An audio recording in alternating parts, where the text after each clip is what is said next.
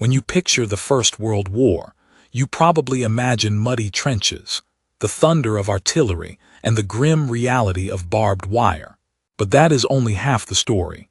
The real conflict, the one that shaped the next century and continues to echo in your bank account today, was fought far from any battlefield. It was a war of gold reserves and bond markets, waged in the quiet, wood-paneled offices of financiers who never heard a single shot fired in anger. While soldiers paid the ultimate price in blood, bankers and politicians were busy calculating on their balance sheets. What they did in those 4 years did not just decide the victor.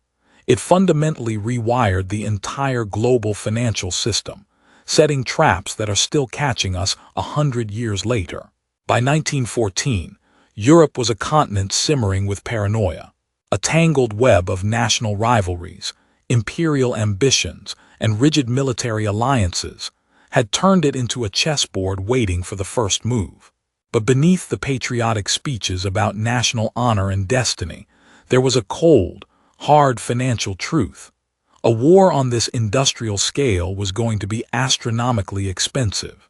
Every government that chose to mobilize its army was also, consciously or not, choosing to plunge its nation into a chasm of debt. They were marching their people not just to the front lines, but into a future shackled by economic burdens. The prevailing belief, of course, was that it would all be a brief, glorious affair, maybe over by Christmas. They planned to pay for it the old-fashioned way, with gold, a bit of light borrowing, and a few patriotic fund drives. That charming illusion shattered within weeks, as the war began consuming money at a rate nobody had ever conceived. Let us be very clear about the situation. In the summer of 1914, the European financial world still danced to the rhythm of the gold standard. This system, where paper money could theoretically be exchanged for a fixed amount of actual gold, gave currencies their credibility. It also acted as a fiscal straitjacket for governments. You see, gold reserves are finite. You cannot just fire up the printing presses without destroying the trust of your citizens, and more importantly, your international creditors. While Britain, France, and Germany all had respectable stashes of the yellow metal, the costs of war spiraled out of control. Germany was soon burning through over 10 million marks a day, and Britain's daily expenses were rocketing toward £2.5 million. The arithmetic was brutal and unforgiving.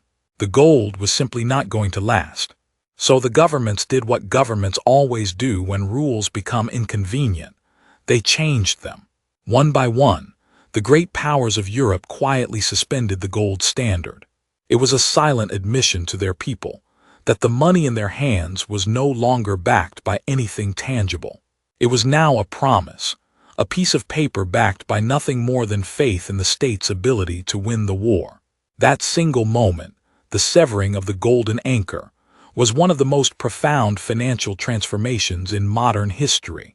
It revealed just how fragile the supposed real wealth of nations truly was. From that point on, money and power were unshackled from physical metal. Their value would now be driven by printing presses, national credit, and pure persuasion. And believe me, once governments got a taste of that kind of freedom, they were never going to willingly put the chains back on. The financial war had officially begun. For Germany, which was cut off from global capital markets by the formidable Royal Navy blockade, the only real option was to turn inward. Berlin launched a series of massive bond drives, appealing to the deep wells of German patriotism. Citizens were relentlessly urged to pour their life savings into war loans. The propaganda was inescapable. Posters depicting heroic soldiers, appeals for families to sacrifice every luxury for the fatherland, and the constant, solemn promise that every investor would be richly repaid after the inevitable victory. Germany managed to raise over 100 billion marks this way, but it was all a pyramid scheme built on the hope of conquest. When defeat finally came, those bonds became worthless paper. Millions of ordinary Germans saw their financial futures erased overnight, and that deep, simmering bitterness would prove to be fertile ground for political extremism in the decades that followed. Economic history, as it turns out, always leaves scars. Britain, on the other hand, played a completely different game. It possessed one enormous advantage. The City of London was the undisputed financial capital of the world. Sterling was the global reserve currency, and British financial networks spanned the entire globe.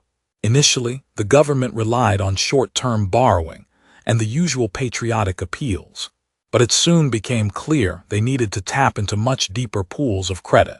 Crucially, they turned their gaze across the Atlantic to the United States.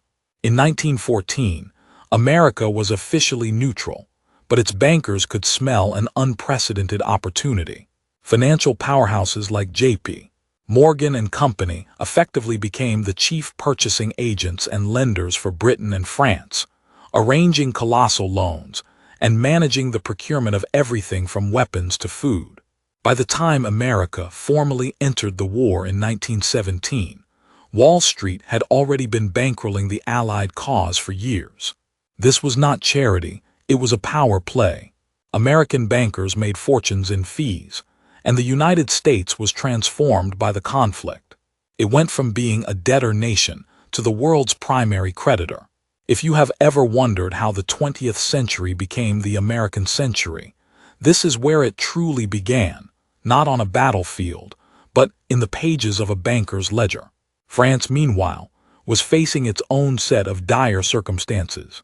Already financially strained from building up its defenses, and haunted by the memory of its defeat in the Franco-Prussian War, the nation leaned heavily on loans from every available source.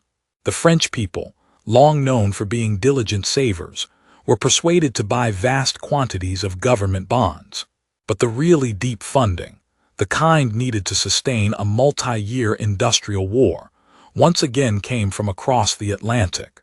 France, just like its ally Britain, became increasingly beholden to American capital. This growing dependency would cast a long shadow over post-war politics, as the staggering debts came due, and the issue of repayment became a major source of international tension. When people talk about the economic crises of the 1920s and 30s, remember that it was not just about stock market crashes. It was also about the crushing, inescapable weight of the debt piled up during these 4 brutal years. If the financial war was a struggle for Britain and France, for Russia it was an outright catastrophe. The Tsarist Empire was enormous, but its economy was underdeveloped, its banking system was fragile, and its gold reserves, while impressive on paper, were nowhere near sufficient for the task at hand. To fund its massive army, Russia borrowed heavily from its allies, especially from France. But as military defeats mounted and inflation began to spiral out of control, faith in the Russian ruble completely collapsed. By 1917, the Russian economy was in absolute ruins, and the political system crumbled right along with it. The fall of the Tsar was not just a story of ideology or military incompetence. It was a story of a financial system that was stretched, abused, and ultimately broken. Monetary chaos and hyperinflation became the fuel that powered a revolution. Once again, the inseparable twins of money and power marched hand in hand, straight into the history books. The sheer scale of the financial devastation was breathtaking. By the time the war ended, the Allied powers had spent over $140 billion, with the Central Powers spending around $60 billion. These were figures the world had never seen, dwarfing the entire pre-war national incomes of the nations involved. The consequence was not just mountains of debt, but the complete annihilation of the old financial order. The gold standard, once the bedrock of global economic trust, was shattered. Runaway inflation tore through economies, most famously leading to German hyperinflation so extreme that a single loaf of bread would eventually cost billions of marks. And who paid the price? It was the ordinary people, the workers, the savers, the small investors. The wealthy elites, as always, found ways to protect themselves, shifting assets abroad, converting currency into tangible goods, and using their proximity to power to get crucial information first. The lesson was as brutal as it was clear. In a financial war, the average person is always the first casualty. And here is the connection that truly matters for you today. World War I was the moment governments across the world learned a powerful and dangerous lesson. They could finance the unimaginable simply by detaching money from reality. They discovered they could abandon gold, print currency with reckless abandon, sell debt to their own trusting citizens, borrow across borders, and then try to patch up the resulting economic ruins with propaganda and promises. Does any of that sound familiar? It should, because that exact playbook has been dusted off and used in every major crisis since, from the Great Depression to the global financial crash of 2008. When you hear officials insist that inflation is just transitory, or that the fundamentals of the economy are sound, remember that they were saying the exact same things in 1914, and millions of people believed them, right up until the moment the money in their pockets became worthless. When the guns finally fell silent in November of 1918, the world's financial landscape was as scarred as any battlefield in France. The United States, which had entered the war as a debtor nation, emerged holding the world's largest gold reserves and was now the single largest creditor in history. Europe, the old, proud heart of global finance, was practically drowning in a sea of red ink. Britain owed the United States over $4 billion. France owed more than $3 billion. And countless smaller nations were tangled in a web of obligations they could never hope to realistically repay. The war had single-handedly shifted the planet's financial center of gravity from London to Wall Street, a feat no army could have ever accomplished. But this transition was anything but smooth, because here is the trap. When wars are financed by debt, the struggle over repayment becomes a new kind of war. Desperate to honor the bonds sold to their own citizens, Britain and France turned to Germany, intending to squeeze the money out of them in the form of reparations. The Treaty of Versailles demanded an absolutely astronomical sum, 132 billion gold marks. It was a figure designed to punish, to cripple, and to shift the financial burden of the war onto the shoulders of the defeated. It was also a complete fantasy. Germany simply could not pay. Every attempt to do so, whether by printing money or transferring industrial goods, only served to further destabilize its own fragile economy. The nightmarish hyperinflation of 1923, which saw Germans using wheelbarrows of useless banknotes to buy bread, was no accident. It was the direct, predictable consequence of a financial system being crushed under the weight of an impossible debt. And it planted seeds of rage that would be harvested by extremists with devastating consequences. Meanwhile, Britain was desperately trying to restore its lost financial prestige by making a bold move. In 1925, it returned to the gold standard, pegging the pound at its old pre-war value. This turned out to be another economic miscalculation of staggering proportions. The British economy was a shadow of its former self. Its industrial base weakened and its debts immense. Forcing the pound back to its old value was like trying to force a marathon runner with a broken leg to compete in a sprint. The predictable result was crippling deflation, mass unemployment, and widespread social unrest. The policy, famously championed by Winston Churchill as Chancellor of the Exchequer, is now remembered as one of the great financial blunders of the century. And once again, it was the ordinary workers who paid the price, while the elites clung to a fading illusion of restored greatness. The United States, now overflowing with gold and credit, faced the novel challenge of managing its newfound dominance.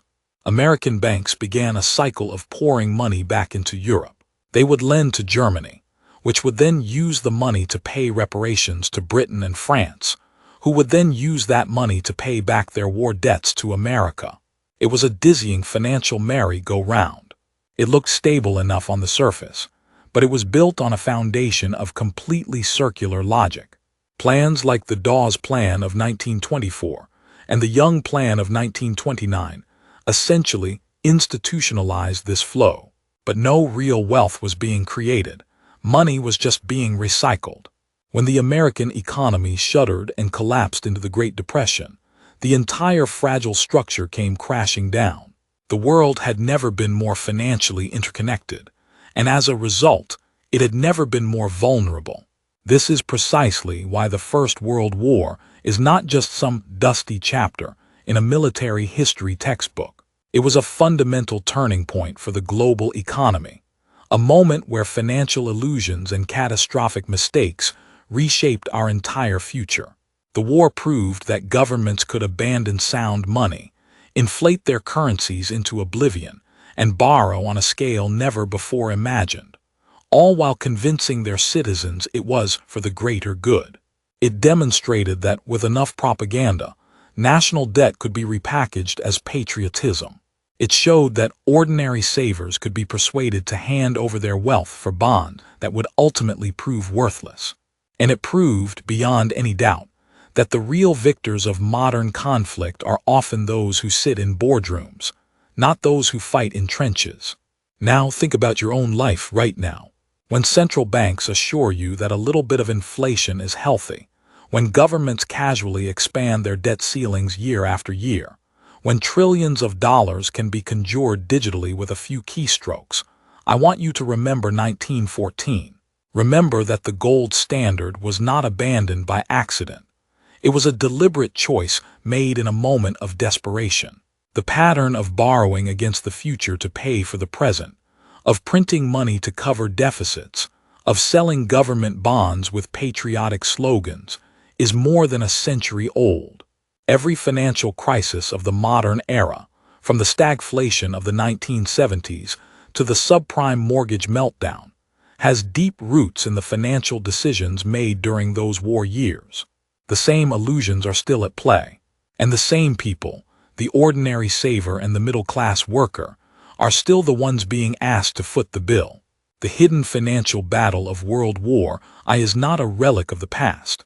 It is the very foundation of our present. The lesson it teaches is harsh, but essential.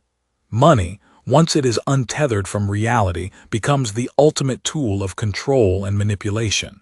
Governments will always find a way to finance their priorities, and they will always find a way to make you pay for it, whether through direct taxation, the hidden tax of inflation, or the slow erosion of your savings. True wealth is not just about the numbers on a screen or the promises of politicians. True wealth is resilience.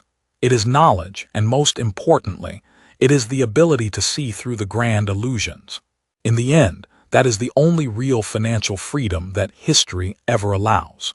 And here is the final thought I want to leave with you. History might not repeat itself exactly, but as the saying goes, it certainly does rhyme. The financial playbook that was written in the chaos of 1914 has been used again and again, each time dressed up in new language and presented with new justifications. But the core mechanics remain the same. Those in power insulate themselves, while those who lack knowledge are left to bear the consequences. If you take only one thing away from this story, let it be this. Never assume your money is real just because it has a number on it, and never assume the system is stable just because the people in charge tell you it is. The truth is always hidden in the balance sheets, and history is the only teacher that never, ever lies.